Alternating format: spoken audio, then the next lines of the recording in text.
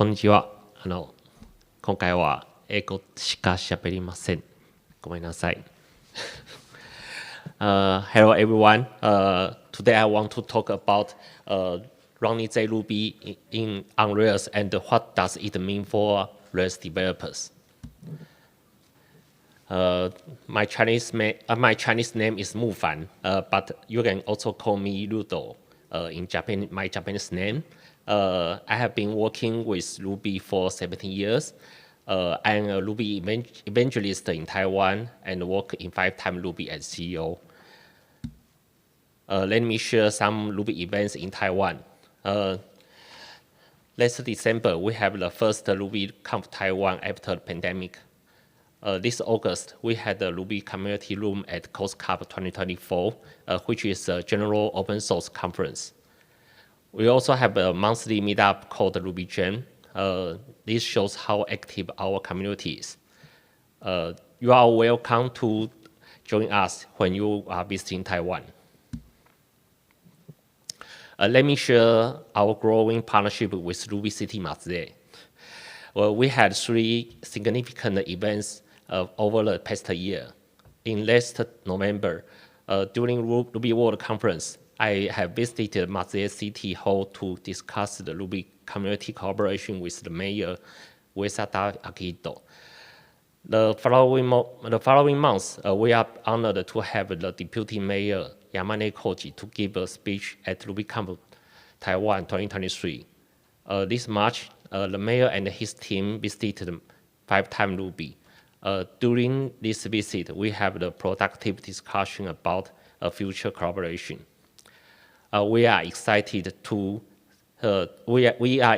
about next step up to the collaboration and the connection between a Ruby community and looking forward to more collaboration.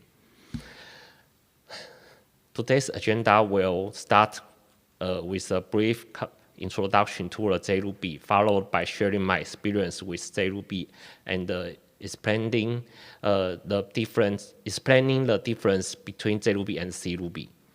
Next, I will discuss my experience on how to migrate CRuby projects to JRuby, including potential challenges and solutions you might encounter during the process. Then I will share the benchmark results from converting some of my projects to JRuby. This result will help us Rails engineers better understanding the benefits of using JRuby in Rails projects and when it is appropriate to use. Finally, I will briefly discuss the current state of the JRuby ecosystem based on my understanding, following by concluding remarks. JRuby is one of the most long-lived Ruby implementation. It runs on top of Java virtual machine. This simple picture shows the compiler pipeline of JRuby. The first passing Ruby script into IR, and then compiling them into Java bytecode for execute in Java virtual machine. Actually, I have no any Java experience.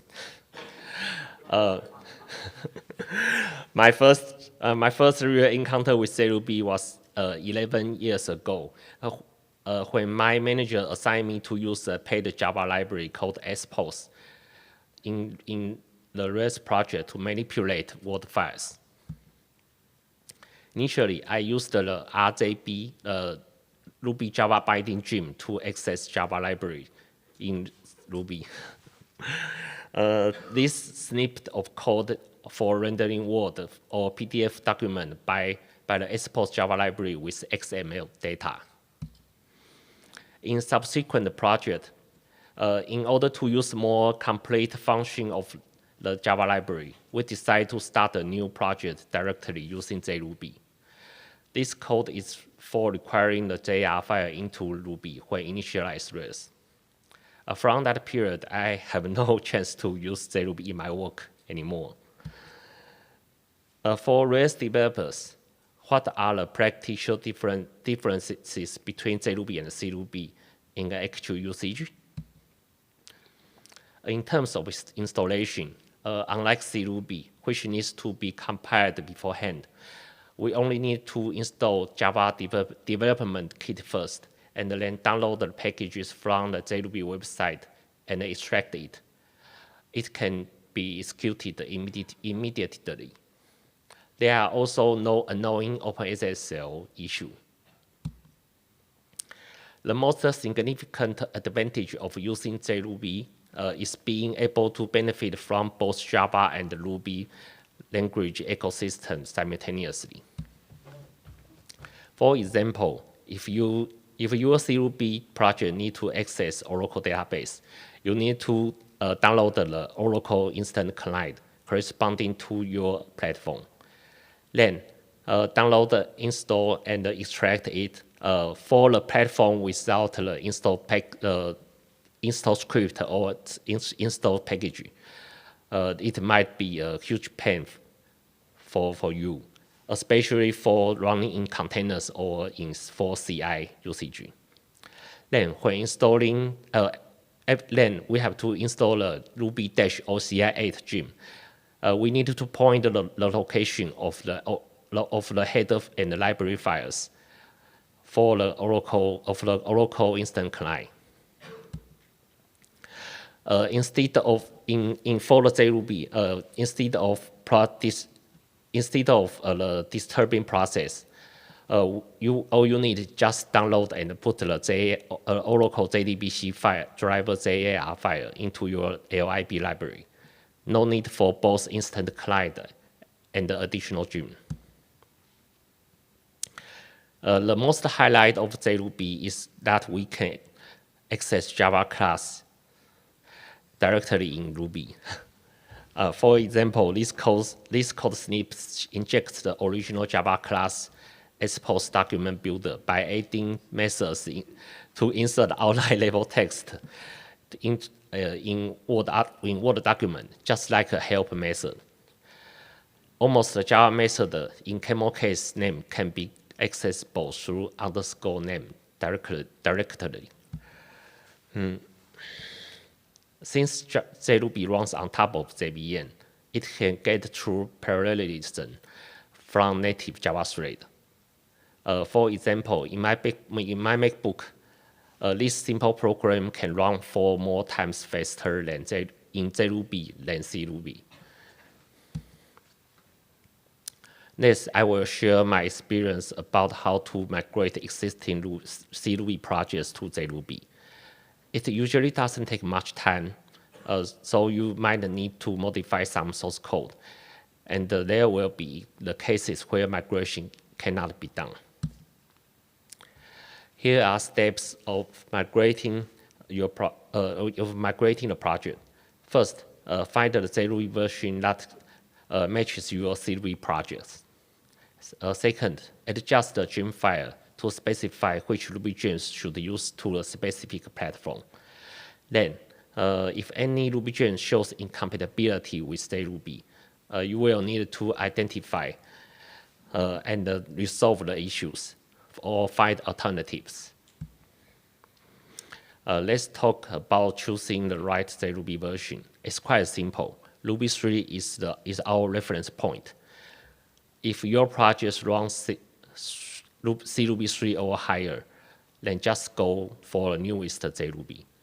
For older CRuby versions, using JRuby 9.3, thanks to the backward compatibility of Ruby, this matching rule works very simple and well. Based on the platform option provided by Ruby gems and bundler, we can easily provide different Ruby gem combinations for different Ruby platform. This could make the projects runnable under CRuby and JRuby. Handling Ruby gem compatibility usually takes the most time during the migration process. Since JRuby is based on Java, we cannot use any C-binding Ruby gems unless the gem is built with FFI. So for those gems, we need to find the API label or functional label alternatives, which may involve code modifications.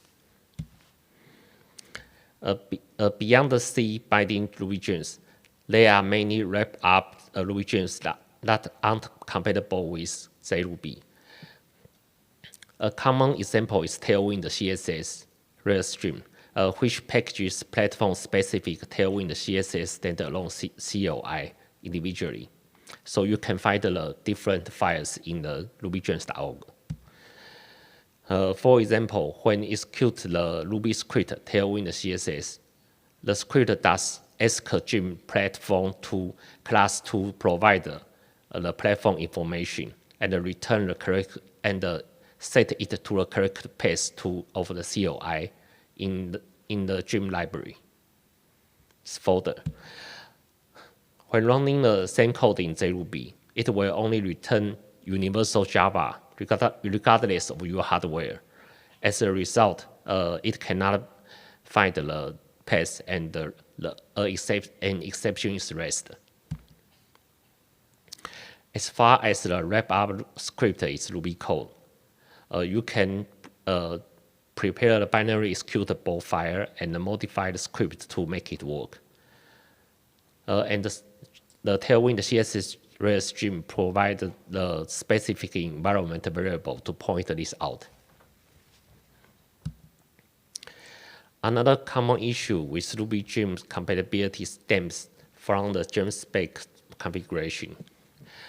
Some Ruby gems require different setups for platforms which describe in their gem spec file, and this version should be packaged and uploaded individually. However, gem owners might not always be aware of this when published. In most cases, it can be resolved by using the gem in the Git repository. If that's still not possible to use, you might need to fork it into your own repository and make the necessary changes. Next, let's look at the benchmarks from a Rails project's perspective. Testing data is closely reflects real-world scenarios. For the Rails projects I have been involved with, I selected 2 of them in modern projects as test targets. Let me introduce these projects in detail. The first project is a Taiwanese dictionary site. Taiwanese here refers to Hokkien, a dialect developed from the Minnan language. While it's not an official language, it's widely used in Taiwan. This project is hosted by a Taiwanese government agency, the National Academy of Educational Research, and was developed by us. It is a website where users can search Taiwanese Hokkien language dictionaries or textbook examples using kanji characters or romanized spelling. The relationship between Taiwanese romanization and the kanji characters is similar to the relationship between Japanese hiragana and kanji. Therefore, this website's main function is to focus on various search capabilities without features like user uploads, and all functions are accessible without login. The next project is a clinic appointment booking service and code clinking. It is a software as a service platform, provides a multi-tenant format for different clinics to use. For establish the stack of benchmark, I set up a separate application server, database, and a stress testing instance in the cloud, conducting tests within the internal network to eliminate network latency factors. During the test process, I ensure that the database hosted configuration and spec would not become a block for the test performance. The default setup uses a 4-core and 8 GB RAM for both application and database instance. And the a test instance has only 2 GB RAM. To simulate the real scenarios for testing, I specifically wrote custom K6 scripts for different projects. Additionally, we adjust the virtual users and the execution duration to set the maximum request threshold. Any request exceeding this threshold would consider as a failed request. Whether it's JRuby or CRuby, we use Puma to run the service and the engines as the reverse proxy. By default, the CRuby group we set up to use Puma's work mode, expecting the number of workers to match the number of CPU cores, with each worker operating 4 threads and enabling a widget. For the JRuby group, we directly set the thread size equal to the sum of CRuby group and enable the JVM's invoke dynamic option. However, due to the nature of JVM, we have to initiate a 4-minute warm-up to ensure the JVM JIT compiler can run and optimized. For the dictionary project testing, we prepared 5 different Taiwanese romanization terms beforehand. In each test iteration, the script randomly selects one of these terms and queries the corpus database. The system then retrieves and displays the results, showing 100 items per page. From the test result, we can see that the JRuby currently achieves only 5% advantage in throughput. It consumes twice as in RAM. For the appointment service project, we simulate a typical patient entering the homepage, browsing different departments and days, and resting for half a second, then repeating. This is a backend heavy operation as it iterates through all time period and the reservation slots for that department in the clinic for a whole week to check the current reservation status. Additionally, for the departments currently seeing patients, it displays the current patient number in right side. Despite of consuming more memory, JRuby achieves significantly meaningful performance improvements in this case. While the number of users increases, JRuby can outperform CRuby by 15% or more. On the other hand, it also takes almost 3 times the memory than CRuby. And then summarizing the above tests, we can understand that first, JRuby's current advantage is in the parallelism brought by Java native thread. It provide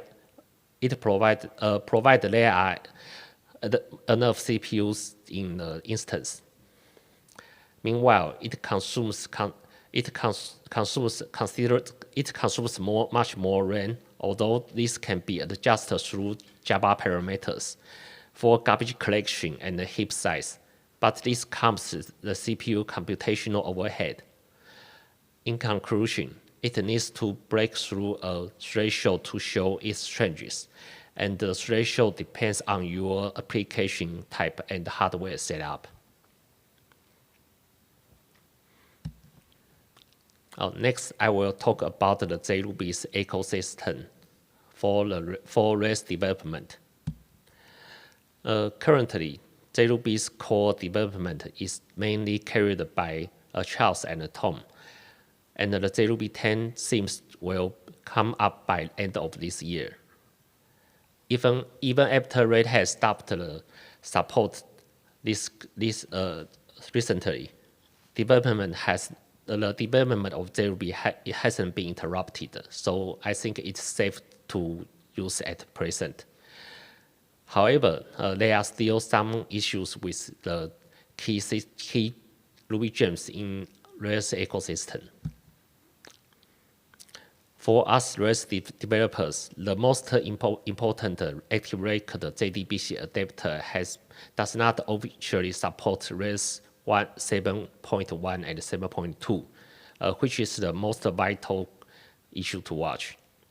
The main branch in GitHub can be built and run with Rails 7.1, but still not officially released yet.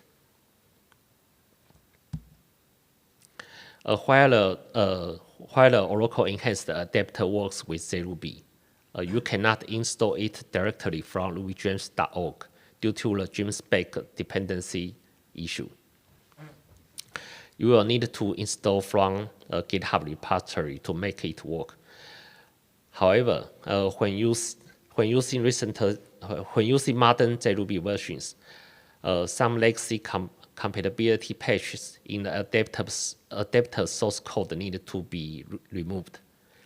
A pull request addressing this issue has been submitted, so the repository's GitHub Action CI is currently experiencing issues.